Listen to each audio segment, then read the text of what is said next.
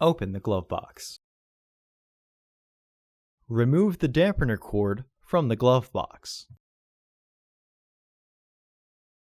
Push in on the sides of the glove box to release the stops and lower the glove box. Unclip and remove the filter housing door.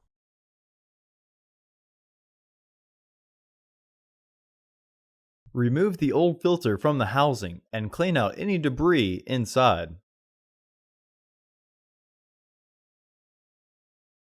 Insert your new filter into the housing, with its airflow indicating arrow pointing down.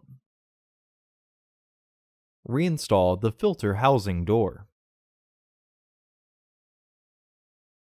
The easiest way to reinstall the glove box is to reinstall the dampener cord first. From there, you can then get the stoppers behind the frame. Close the glove box. Order your parts today at filterheads.com. Also, please like our video and subscribe to our channel so you won't miss any new content.